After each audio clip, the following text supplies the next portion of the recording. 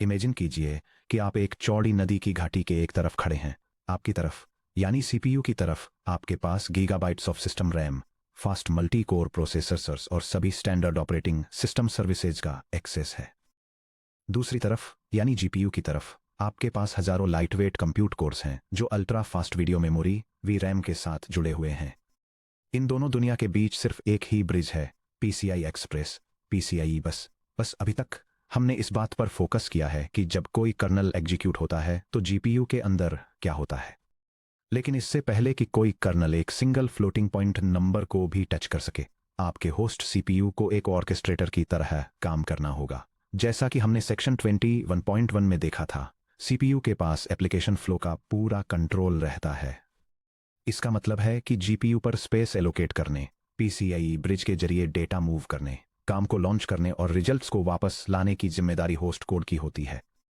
इस सेक्शन में हम कुडा होस्ट साइड मेमोरी मैनेजमेंट के 3 फंडामेंटल फंक्शंस को करीब से देखने जा रहे हैं, यानी कुडा मेलॉक, कुडा फ्री और कुडा मेमकॉपी। हम ये एग्जामिन करेंगे कि उनके सिग्नेचर्स ऐसे क्यों दिखते हैं जैसे वे हैं। ये एक्सप्लोर करेंगे कि कैसे फिजिकल मेमोरी बाउंड्रीज आपके C+ कोड डिजाइन को तय करती हैं। आपके एलोकेशंस को सेफ रखने के लिए एक RAAII रैपर बनाएंगे और पीसीआई बस के जरिए बाइट्स को इधर उधर भेजने के परफॉर्मेंस इंपैक्ट का एनालिसिस करेंगे। Section break, the two world memory model, host DDR versus device VRAM।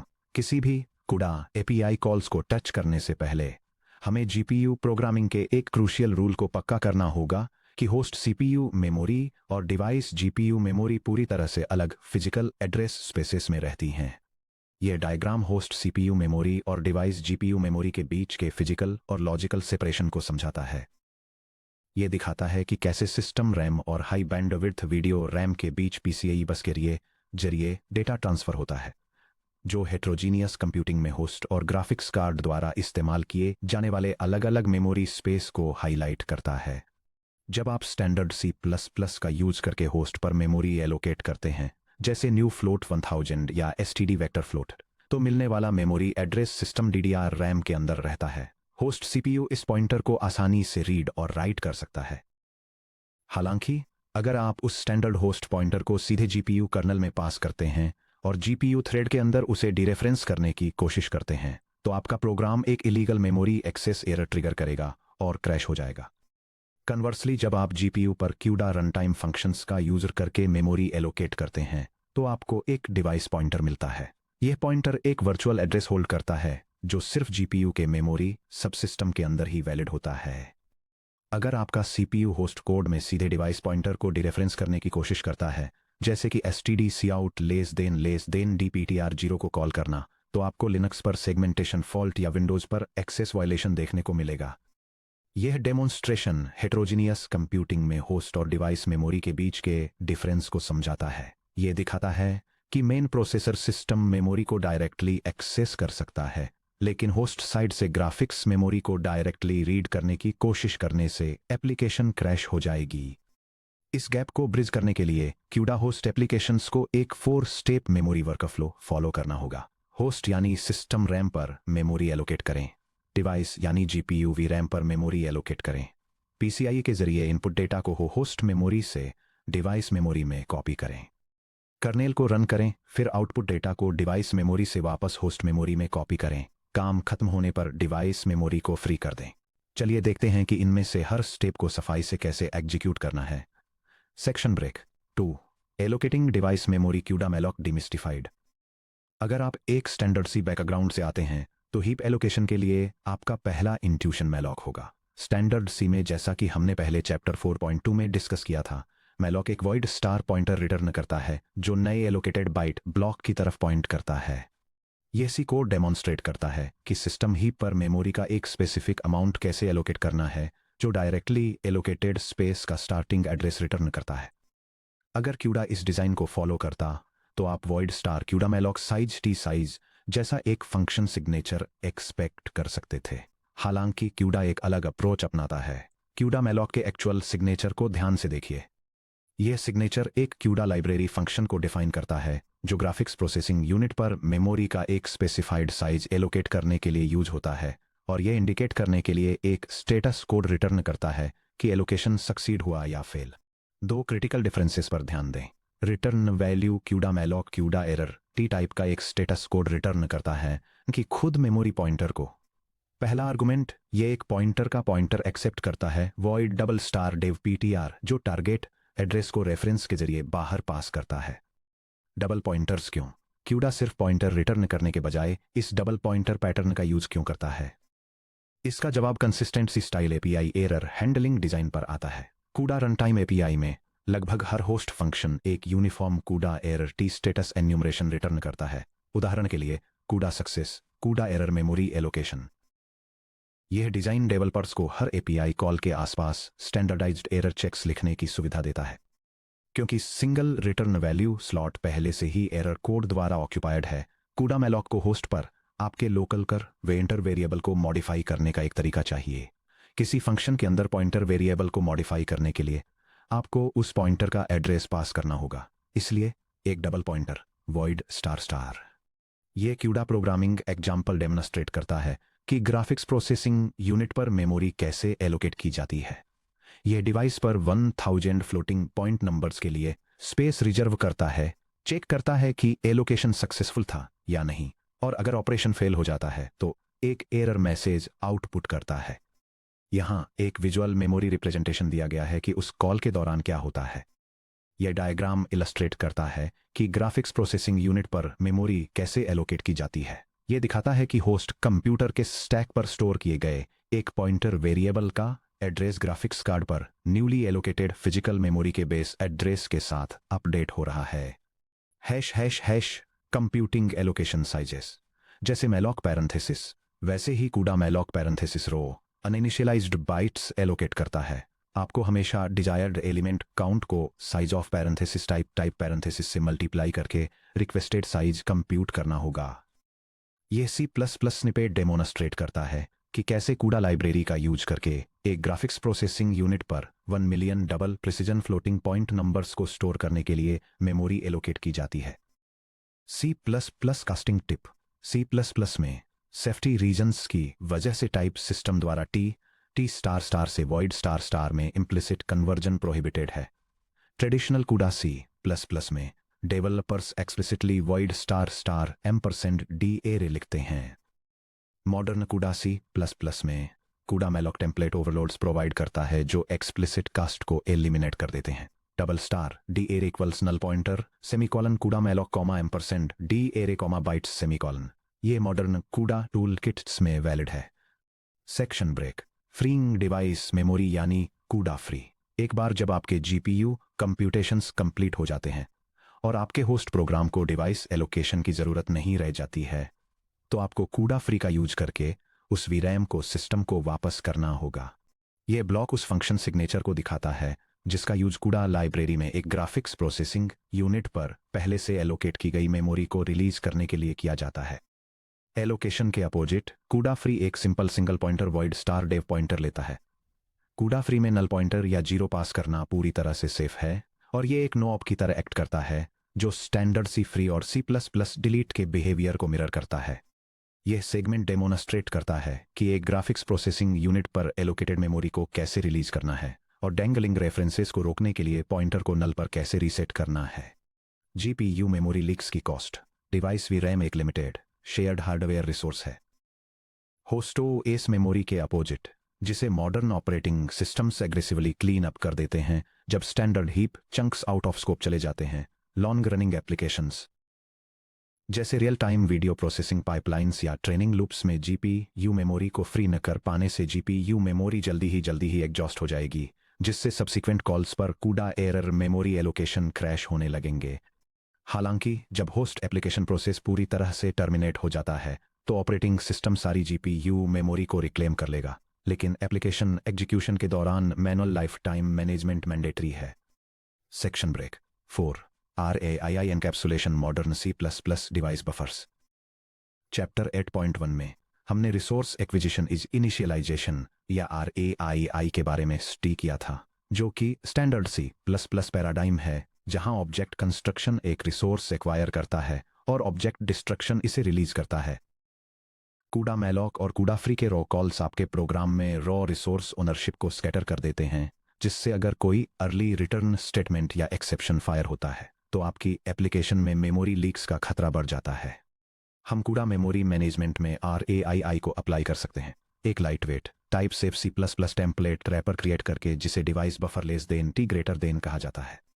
ये C+ program CUDA runtime library का यूज करके ग्राफिक्स प्रोसेसिंग यूनिट पर मेमोरी एलोकेशन को मैनेज करने के लिए एक टेम्पलेट क्लास डिफाइन करता है।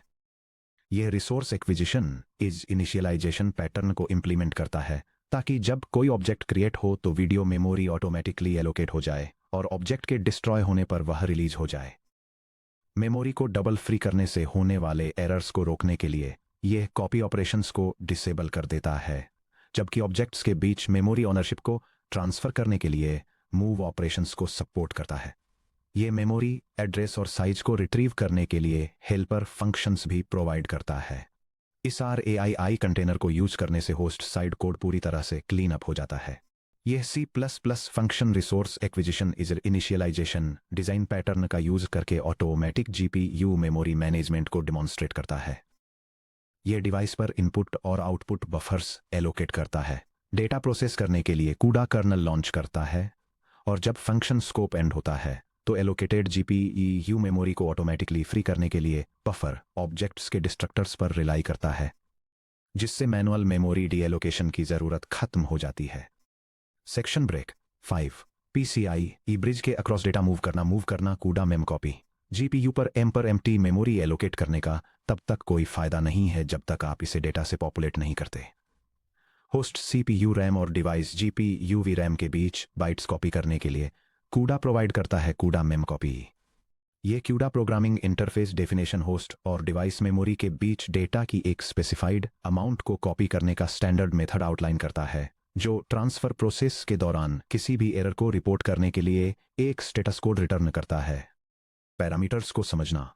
DST डेस्टिनेशन मेमोरी एड्रेस का पॉइंटर है जो होस्ट या डिवाइस हो सकता है। SRC सोर्स मेमोरी एड्रेस का पॉइंटर है जो होस्ट या डिवाइस हो सकता है। काउंट कॉपी किए जाने वाले बाइट्स की संख्या है, एग्जाम्पल के लिए n times size of float. Kind एक एक्सप्लिसिट फ्लैग है जो मेमोरी स्पेसेस के अक्रॉस ट्रांसफर डायरेक्शन को इंडिकेट करता है। एक्सप्लिसिट ट्रांसफर डायरेक्शंस कूड़ा mem copy kind fourth parameter data transfer की फिजिकल डायरेक्शन को स्पेसिफाई करता है। कूड़ा इस इनम का यूज PCI बस के अक्रॉस DMA यानी डायरेक्ट मेमोरी एक्सेस ट्रांसफर्स को सेटअप करने के लिए करता है। CUDA mem copy kind enumerators memory copies के डायरेक्शन और बिहेवियर को स्पेसिफाई करते हैं।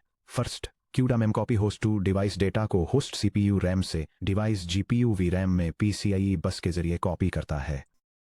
Second, CUDA mem copy device to host results को वापस डिवाइस GPU VRAM से होस्ट CPU रैम में PCI बस के जरिए कॉपी करता है।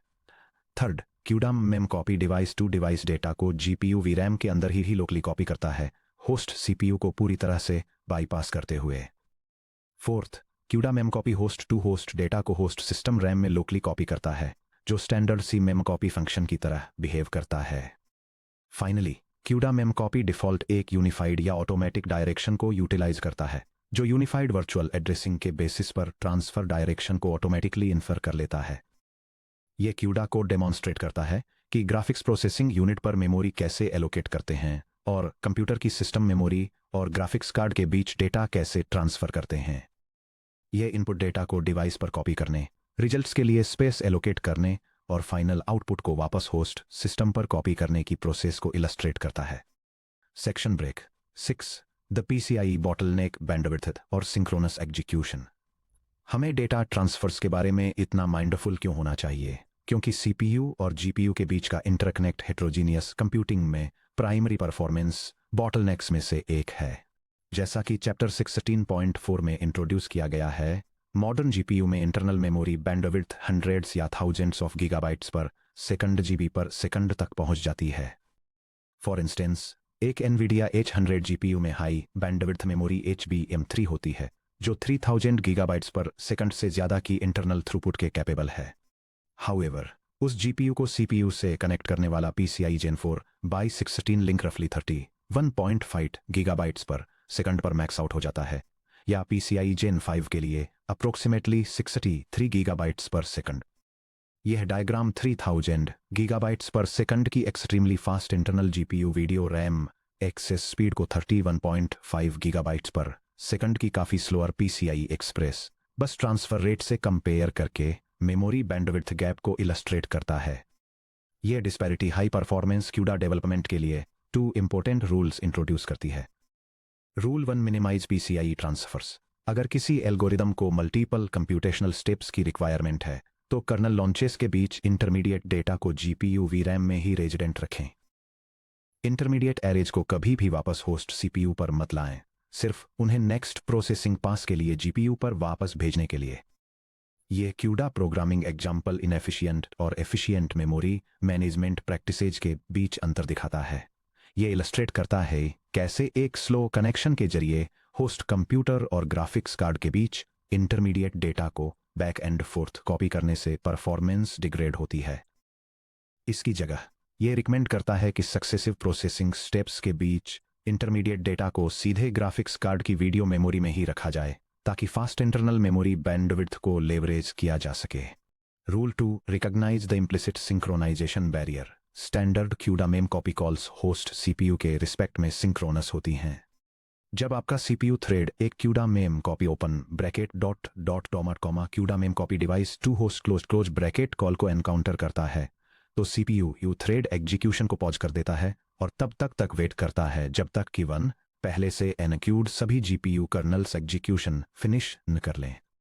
2 रिक्वेस्टेड डेटा पीसीआई बस के अक्रॉस होस्ट मेमोरी में पूरी तरह से ट्रांसफर न हो जाए। सिर्फ बाइट ट्रांसफर कंप्लीट होने के बाद ही कंट्रोल नेक्स्ट होस्ट इंस्ट्रक्शन पर वापस जाएगा। हालांकि ये ब्लॉकिंग बिहेवियर सेफ्टी इंश्योर करता है, आपके सीपीयू को हाफ कॉपी डेटा रीड करने से रोकता है, लेकिन अगर ये अनएक्सपेक्टेड हो तो ये सटल परफॉर्मेंस स्टॉल्स इंट्रोड्यूस कर सकता है। चैप्टर 24 में हम कॉपीज को कर्नल एग्जीक्यूशन के साथ ओवरलैप करने के लिए एसिंक्रोनस स्ट्रीम्स और क्यूडा मेम कॉपी एसिंक को स्टडी करेंगे। Section break 7 complete host memory life cycle, एक कंप्लीट वर्किंग एग्जाम्पल। चलिए कूडा मेलॉक, कूडा फ्री और कूडा मेम कॉपी को एक साथ एक fully documented end to end host program में लेकर आते हैं। इस एग्जाम्पल में हम सीपीयू पर फ्लोट्स का एक एरे पॉपुलेट करते हैं, इसे जीपीयू पर अपलोड करते हैं, एक वेक्टर स्केलिंग करने लॉन्च करते हैं, रिजल्ट को वापस सीपीयू मेमोरी में डाउनलोड करते हैं और सभी एलोकेटेड मेमोरी को क्लीन अप करते हैं। ये C++ program basic CUDA memory management और जीपीयू एक्सीलरेशन को डेमोन्स्ट्रेट करता है। ये होस्ट सीपीयू पर नंबर्स के एक बड़े एरे को इनिशियलाइज करता है, जीपीयू पर करस्पोंडिंग मेमोरी एलोकेटेड करता है और डेटा को ट्रांसफर करता है। इसके बाद ये हर एलिमेंट को एक स्केलिंग फैक्टर से मल्टीप्लाई करने के लिए एक पैरेलल प्रोसेसिंग कर्नेल लॉन्च करता है। फाइनली ये रिजल्ट्स को वापस सीपीयू पर कॉपी करता है, कैलकुलेशंस की एक्यूरेसी को वेरीफाई करता है और एलोकेटेड डिवाइस मेमोरी को क्लीन अप करता है। Section break 8 multi dimensional data layouts की ओर आगे बढ़ते हुए इस सेक्शन में हमने 1D लीनियर मेमोरी बफर्स को हैंडल किया। फिजिकल हार्डवेयर में मेमोरी, चाहे वह सीपीयू डीडीआर हो या जीपीयू वीरैम, हमेशा फंडामेंटली एक flat 1D sequence of linear byte addresses होती है। हालांकि real world GPU applications 2D images, 3D matrices और हाई डायमेंशनल टेंसर स्ट्रक्चर्स के साथ डील करती हैं, हम पॉइंटर अरिथमेटिक में खोए बिना 2D एग्जीक्यूशन, ग्रिड्स और मल्टी डायमेंशनल डेटा सेट्स को इस फ्लैट मेमोरी स्पेस पर कैसे मैप करते हैं। मल्टी डायमेंशनल इंडेक्स मैपिंग के लिए एक इंट्यूटिव मेंटल मॉडल बनाने के लिए चलिए थोड़ा पीछे हटते हैं और एक कंप्लीट विजुअल ब्लूप्रिंट को देखते हैं। सेक्शन ब्रेक आगे है 21.9 आस्की विजुअल ब्लूप्रिंट, मेमोरी में 2D थ्रेड ब्लॉक्स को मैट्रिक्स डेटा सेट से मैप करना।